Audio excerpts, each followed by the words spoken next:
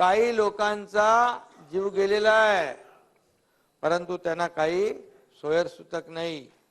त्यांना फक्त पैशाशी मतलब आहे. त्यांना फक्त पैशाशी मतलब आहे. आणि म्हणतो मी, जिथे टेंडर तिथे सरेंडर. अशा प्रकारच्या वृत्तीने जर काम केलं तर कसं होणार? आणि म्हणून पोतडीत अजून भरपूर आहे. आणि म्हणून मी आपल्याला एवढंच सांगतो, सर्वसामान्य मुंबईकर मात्र आपल्याला कुटुंबाचा जीव वाचवण्यासाठी केविलवाणी धडपड करत होता. माझे कुटुंब, माझी जबाबदारी, सर्व टेंडर सगळे सोयऱ्यांच्या घरी, बाकी जनतेनं फिरावं दारोदारी. अशा प्रकारच्या वृत्तीने काम केलेली माणसं समाजाचं कसं भलं करू शकतात? कसा मुंबईचा, महाराष्ट्राचा विकास करू शकतात? रस्ते बनवणाऱ्या कंपनीला ऑक्सिजन प्लांट उभारण्याचं काम देऊन या मंडळींनी संपूर्ण आरोग्य व्यवस्थेलाच रस्त्यावर आणलेलं आहे. हे मी या ठिकाणी नम्रपणे नमूद करू इच्छितो.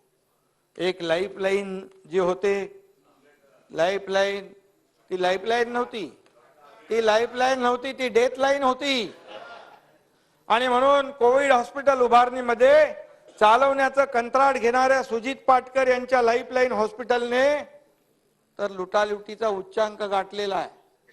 यामध्ये हॉस्पिटलमध्ये काल्पनिक रुग्ण दाखवले, रुग्ण नाहीत, काल्पनिक डॉक्टर दाखवले, त्यांचा पगार काढला आणि रुग्णांबरोबर विजय भाऊ औषधही वितरित केल्याचं दाखवलं. 300 त्यापोटी मुंबई महापालिकेच्या तिजोरीवर दरोडा घालण्याचं काम केलंय विजय भाऊ. मी स्वतः वाचलंय म्हणून मी एवढं बोलतोय. आणि म्हणून या दरोड्यात लुटलेल्या दौलतीतून कोणी घर भरली हे अवघ्या महाराष्ट्राला माहित आहे, सगळ्यांना माहित आहे. आणि इथून पुढे आरोप करताना विचारपूर्वक आरोप करा. आता विजय भाऊ याच्यापेक्षा जास्ती आतमध्ये पोतडीमध्ये आहे. आणि म्हणून काल्पनिक डॉक्टर, काल्पनिक रुग्ण, आरोग्य व्यवस्था चोख आहे असं भासून घरी बसणाऱ्यांनी देशात 1 नंबरचे सीएम आहोत असं सर्टिफिकेट देखील मिळालं. अरे घरी बसून 1 नंबर कसा होऊ शकतो दादा? नाही, तो नंबर उडून नव्हता, तो पाठून होता. त्यामुळे सुरुवातीला मी म्हणालो खिचडी घोटाळ्याचा अनुषंगाने त्याचा वापस उल्लेख मी खिचडी चोर करत नाही, पण एकच सांगतो, महापालिकेने विजय भाऊ 33 रुपयात 300 ग्राम खिचडी कोविड काळात कामगार व गोर गरीब वर्गाला देण्याचं कंत्राट दिलं होतं. 300 ग्रामचं 33 रुपयामध्ये. प्रत्यक्षात मूळ कंत्राटदाराने सब कॉन्ट्रॅक्ट दिलं आणि देताना त्यांनी मापात पाप केलं. 100 ग्रॅम खिचडी द्या म्हणून त्याच्याबरोबर सब कॉन्ट्रॅक्ट केलं.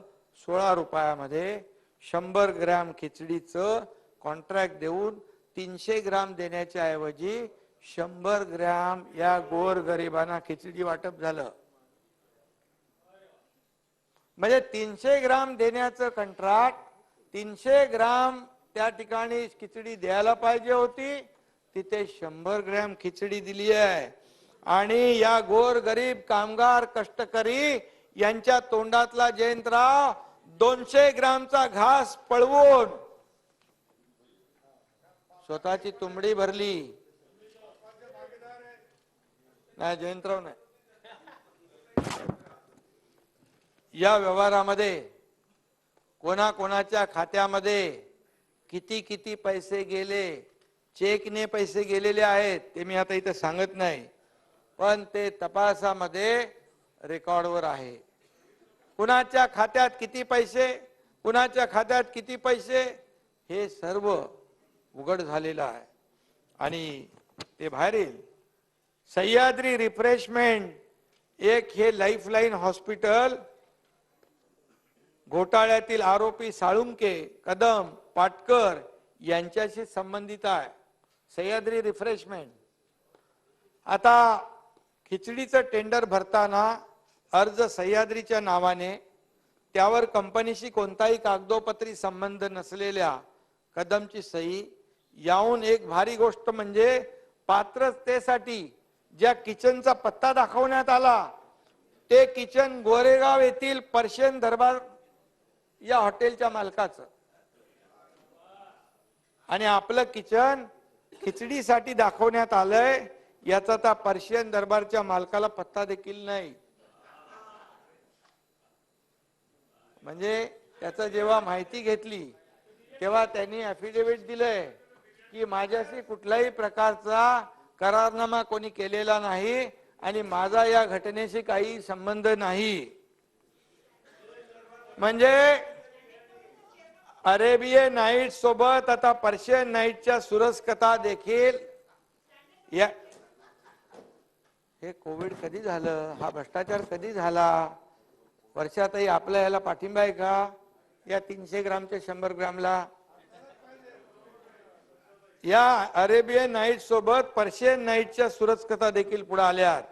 आता फक्त आणखी एकीकडे सामान्य माणूस जिवंत राहण्यासाठी धडपड करत असताना यांच्या नोट काउंटिंग मशीन मध्ये मात्र खणखणाट सुरू होता. इकडे माणसं मरत होते, नोटा मोजल्या जात होत्या आणि इकडे माणसं मरत होती. रेमडेसिवीर मध्ये देखील अध्यक्ष महोदय असंच झालंय. महापालिकेच्या वैद्यकीय विभागाचे प्रमुख असलेल्या राठोड यांना भायखळा येथील महापौर बंगल्यावर बोलवून रेमडेसिवीरचं कंत्राट हेट्रो लॅब्सला देण्यास सांगितलं. काय कारण? यासाठी युवा नेत्याचा मित्र असलेला एक पुण्यवान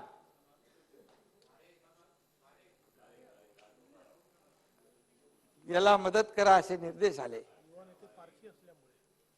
युवा नेते पारखी असल्यामुळे पुण्यवान माणसाला ते काम देऊन टाकलं. आणि हेट्रो कंपनी बरोबर महापालिकेने मायलान कंपनीला देखील 40,000 इंजेक्शन प्रत्येकी 650 रुपयात पुरवण्याचं कंत्राट दिलं होतं. 40,000 पैकी 31,000 इंजेक्शन पुरवल्यानंतर उरलेली 9,000 इंजेक्शन पुरवायच्या अगोदर या मायलान कंपनीला 2 लाख रेमडेसिवीर साठी प्रत्येकी 1568 रुपये दराने कंत्राट दिलं. म्हणजे 650 रुपये एकीकडे आणि दुसरं कंत्राट जे 1568 रुपयाने. या काळामध्ये नवी मुंबई, ठाणे, मीरा भाईंदर या तिन्ही महापालिकांनी रेमडेसिवीर, जितेंद्र आव्हाड यांना माहित आहे, त्यांनी देखील रेमडेसिवीर विकत घेऊन लोकांना दिले. आपण एक दुसऱ्याला मदत केली त्यावेळेस. महापालिकांनी देखील या तिन्ही रेमडेसिवीर मायलॉन कडून सुमारे 650 रुपयांच्या दराने विकत घेतले. मग इथंच का 1568 रुपये लागले? आणि म्हणून 2 लाख रेमडेसिवीर साठी 650 ऐवजी 1568 रुपये देऊन महापालिकेच्या तिजोरीवर 6 कोटीचा डल्ला मारला गेला. फक्त ही काय कलाकारी कोणी केली हे सगळं माहित आहे. याला या सर्व पैशाचा बूस्टर डोस कोणाला मिळाला हे तपासामध्ये पुढे येणार आहे. आणि म्हणून मी एवढंच सांगेन की अशा प्रकारे कोविड मध्ये तरी अशा प्रकारचे प्रकार व्हायला नको होते, एवढीच माफक अपेक्षा मुंबईकरांची, आपल्या सर्वांची आहे. त्याचबरोबर धारावीचा देखील एक मोर्चा काढला होता. मला वाटतं सावेंनी उत्तर दिलं त्याच्यावर. धारावीचा पुनर्विकास प्रकल्प सुरू आहे, मान्य केलाय. मुंबईमध्ये मोर्चा निघाला होता. घोटाळा म्हणजे तरी काय आपण समजायचा? निविदा काढून कोविड सेंटरची उभारणी केल्यानंतर निविदापेक्षा अतिरिक्त रक्कम दिली, आता जे मी म्हटलं तो घोटाळा आहे, त्याला घोटाळा म्हणतात. यामध्ये निविदेच्या अटी कायम ठेवणे हा घोटाळा नसतो. कोविड वॅक्सची अव्वाच्या सव्वा दराने खरेदी करणे म्हणजे घोटाळा. रहिवाशांना प्रत्यक्ष मदत करणे हा घोटाळा नाही. अध्यक्ष महोदय, 1 ऑक्टोबर 2022 रोजी धारावीच्या निविदा प्रक्रियेला सुरुवात झाली. ही प्रक्रिया 45 दिवस चालली. जर शेजारी म्हणतो आपण, तुमचं नाही सांगत मी, शेजारी जेव्हा आपण म्हणतो धारावीचे, एवढं जेव्हा प्रेम धारावीवर होतं, तर इतर कंपन्यांना हे ग्लोबल टेंडर होतं. या ग्लोबल टेंडर मध्ये इतर देखील कंपन्यांनी पार्टिसिपेट केलं पाहिजे, अशा प्रकारचं काम करायला पाहिजे होतं. त्यांना प्रोत्साहन द्यायला पाहिजे होतं. अग्रगण्य जे मोठे विकासक आहेत त्यांना देखील त्याच्यात इन्व्हॉल्व करायला पाहिजे होतं, पण ते केलं नाही. परंतु मुळात यापूर्वीची निविदा प्रक्रिया रद्द करून यापूर्वी जी निविदा प्रक्रिया झाली होती ती रद्द का केली? तर त्याला डायरेक्ट ऑर्डर मला वाटतं त्यावेळेस सुरू झालं ते, आणि रद्द करून खरं म्हणजे हा प्रकल्प रखडवण्याचं काम आज सुरू आहे. वर्षाताईंची पण इच्छा आहे की धारावीचा पुनर्विकास झाला पाहिजे, सर्वसामान्य लोकांना न्याय मिळाला पाहिजे, त्यांना घरं चांगली मिळाली पाहिजे. परंतु मी देखील त्यावेळेस महाविकास आघाडीमध्ये होतो, मी नगरविकास मंत्री होतो, मलाही माहिती आहेत काही गोष्टी. आणि मग तो जो पूर्वीची निविदा प्रक्रिया रद्द का केली? तुम्हाला जर दुसऱ्याला द्यायचं नव्हतं तर मग त्यालाच द्यायचं होतं, पण ती रद्द केली आणि हा प्रकल्प विशिष्ट माणसाला मिळावा असाच हेतू होता. ही वस्तुस्थिती आहे. मग का बिनसलं? मध्ये कोणीतरी सांगितलं की काही सेटलमेंट, कोणीतरी सेटलमेंट तुटलं की काय, आणि मग स्वतः मोर्चा काढायचा आणि मग यालाच आपण उलट आरोपाच्या पिंजऱ्यामध्ये सरकारला उभं करायचं, हे काय बरोबर नाही. आणि म्हणून मी एवढंच सांगतो, यामध्ये टेंडर द्यायला तुमचा विरोध होता, तर मग यापूर्वी ज्या कंपनीला टेंडर मिळालं ते टेंडर म्हणजे मिळालं म्हणजे सर्व प्रक्रिया झाली होती, ते का रद्द केलं? त्यावेळेस मी मगाशी म्हटलं त्याप्रमाणे ते ग्लोबल टेंडर काढलं होतं, ती काय पुनर्विकासाची योजना होती, ती टेंडर मध्ये समाविष्ट केली होती पूर्णपणे, आणि त्यावेळेस इतरही लोक त्यामध्ये येऊ शकली असती, परंतु त्यानुसारच निविदा मागवल्या होत्या. टेंडर प्रक्रिया पूर्ण केल्यानंतर एकही अट सरकारने बदलली नाही. ग्लोबल टेंडर मध्ये अदानी कंपनीने स्पर्धात्मकरित्या भाग घेतला, ते पात्र ठरले. ही सर्व प्रक्रिया अत्यंत पारदर्शकपणे झालेली आहे. परंतु या ठिकाणी मी जास्त काय आरोप करू इच्छित नाही.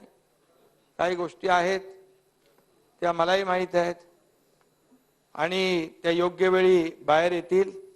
यामध्ये सेकलिंगला द्यायला पाहिजे होता ना, आणि